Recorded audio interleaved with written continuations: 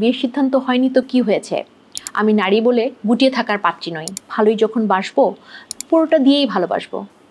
প্রেম অনেক গুরুত্বপূর্ণ, অনেক এফোর্ট দিতে হয়। এই বিষয়টা অনেকেই গুরুত্বপূর্ণ ভাবেন এবং স্মার্টনেস প্রমাণ করার জন্য এক অংশ মেয়ে ভাবেন বিয়েই যখন করব, বিয়ের সিদ্ধান্ত হয়নি তো কি হয়েছে, আমি নারী বলে গুটিয়ে থাকার পাত্রী নই, ভালোই যখন বাসবো তাহলে পুরোটা দিয়েই ভালোবাসবো, খুব প্রাউডলি তারা বলেন। এই যে একটা ভবিষ্যৎ পরিণতি না ভেবে তারা সম্পর্কের গভীরতায় চলে যায় এবং সময়ের সাথে সাথে হাতে তাদের থাকে না শ্রদ্ধা, মোহ বা আকর্ষণ। সম্পর্কর মধ্যে থাকে একটা হতাশা এবং ব্যক্তিত্ব হারিয়ে দেখা যায় যে সম্পর্কটা দুর্বল হয়ে গেছে। এই পুরো জার্নিতে কমিটমেন্টলেস অবস্থায় থাকে এবং কনফিউশন থেকে কনফ্লিক্ট তৈরি হয়। বাস্তব হচ্ছে এটাই যে আত্মসম্মান হারিয়ে ইগোকে পুঁজি করে সম্পর্কগুলো তারা শেষ করে। এইরকম অনেকগুলো প্রেমের ইভেন্ট তাদের জীবনে একটা ইন্টারভেল পরপরই আসে।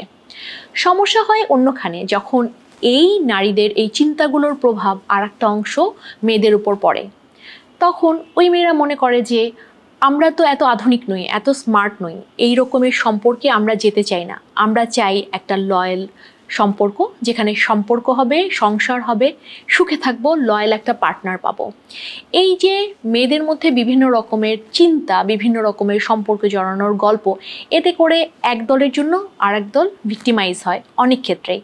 এই যে পুরোটা দিয়ে অনেকেই ভালোবাসাকেই ভালোবাসা মনে করেন, পুরোটা দিলেই কি ভালোবাসা হয় বলুন তো?